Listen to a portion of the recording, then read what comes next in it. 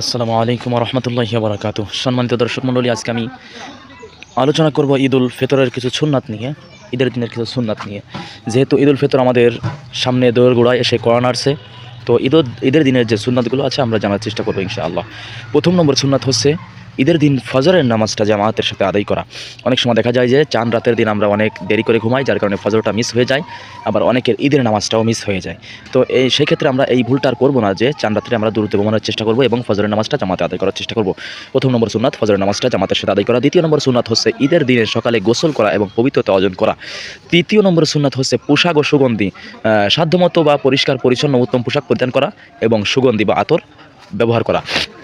তারপর হচ্ছে ঈদের দিন নামাজের আগে কিছু খেজুর বা মিষ্টি জাতীয় কিছু খাওয়া।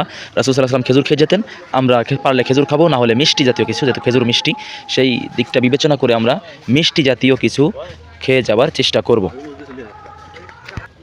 তারপর আমরা ঈদের দিনে তাকবীর পাঠ করব। এই তাকবীরটা পাঠ করতে হয় শাওয়ালের চাঁদ যেদিন উঠবে সেদিন মাগরিবের নামাজ থেকে নিয়ে ঈদের নামাজ পর্যন্ত। এটা হচ্ছে ঈদ উল ফিতরের জন্য আমরা তাকবীর পাঠ করব, মাগরিব থেকে নিয়ে ঈদের আগের দিন মাগরিব থেকে নিয়ে ঈদের নামাজের আগ পর্যন্ত তাকবীর পাঠ করা। তাকবীরটা হচ্ছে আল্লাহু আকবার, আল্লাহু আকবার, লা ইলাহা ইল্লাল্লাহু, আল্লাহু আকবার, আল্লাহু আকবার, ওয়ালিল্লাহিল হামদ।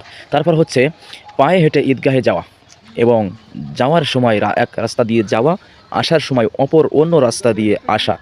তারপর হচ্ছে ঈদের মাঠের সালাতে অংশ নেওয়া এবং মনোযোগ দিয়ে খুতবা শোনা। ঈদের মাঠের নামাজে অংশ নেওয়া এবং মনোযোগ দিয়ে খুতবা শোনা। তারপর হচ্ছে ঈদের শুভেচ্ছা বিনিময় করা। আমরা তো ঈদ মুবারক বলি, এটাও ঠিক আছে, ঈদ মুবারক এর অর্থ হচ্ছে আপনার ঈদটা আপনার একটা বরকতময় হোক। রাসূল সাল্লাল্লাহু আলাইহি ওয়াসাল্লাম তার সাহাবীরা ঈদের অভিনন্দন জানাতেন, যেভাবে শুভেচ্ছা বিনিময় করতেন, তাকাব্বালাল্লাহু মিন্না ওয়া মিনকুম, এই দোয়াটা পড়ে, তাকাব্বালাল্লাহু মিন্না ওয়া মিনকুম। তারপর হচ্ছে ঈদে আরেকটা সুন্নাত হচ্ছে নামাজের আগেই সদকাতুল ফিতর দান করা। সদকাতুল ফিতরা দেওয়ার নিয়ম হচ্ছে যখন শাওয়ালের চাঁদ উঠবে, শাওয়ালের চাঁদ উঠা থেকে নিয়ে ঈদের নামাজের আগ পর্যন্ত ফিতরা দেওয়া যায়। আমরা অনেকে আবার আগে দিয়ে থাকি, আগে দিয়ে দিলেও হয়ে যাবে, কিন্তু ঈদের নামাজের পর যেন না হয়ে যায়, ঈদ যেন অতিবাহিত না হয়ে যায়। ঈদের নামাজের আগেই ফিতরা দেওয়ার চেষ্টা করতে হবে। তারপরে যদি দেন তাহলে ওটা ফিতরা হবে না, সাধারণ দান হিসেবে গণ্য হয়ে যাবে। তারপর আসেন হাসি খুশি থাকা।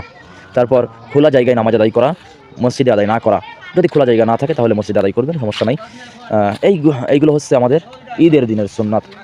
আবারও ধারাবাহিকভাবে আমি বলতেছি, 1 নম্বর হচ্ছে ফজরের নামাজটা জামাতের সাথে আদায় করা। 2 নম্বর হচ্ছে ঈদের দিন সকালে গোসল করা এবং পবিত্রতা অর্জন করা।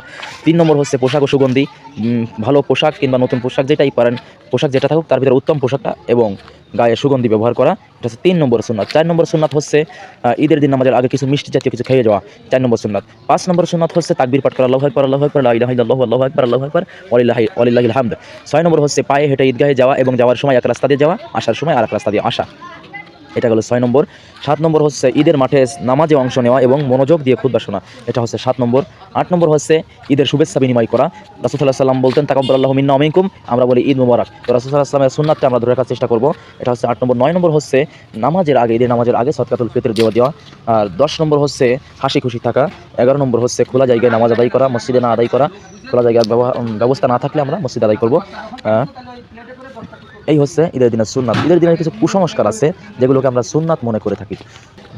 সেই কুসংস্কারগুলো হচ্ছে কবর জিয়ারত করাকে আমরা সুন্নাত মনে করে থাকি, কিন্তু করবেন, সমস্যা নয়, কিন্তু এটাকে সুন্নাত মনে করা যাবে না। তারপর হচ্ছে এই হচ্ছে 1 নম্বর কুসংস্কার। 2 নম্বর হচ্ছে কুলাকুলি করাকে আমরা সুন্নাত মনে করি, ঈদের দিনের সুন্নাত, এটাও একটা ভুল কুসংস্কার।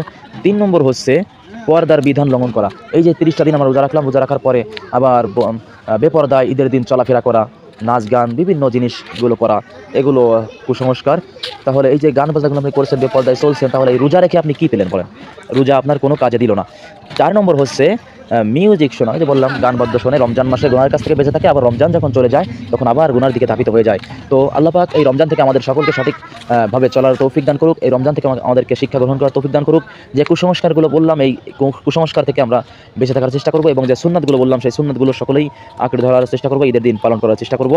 আর ঈদের দিন যখন আমরা নামাজে যাব, রাস্তার ডান পাশ দিয়ে যাব ইনশাআল্লাহু তাআলা। আসসালামু আলাইকুম ওয়া রাহমাতুল্লাহ।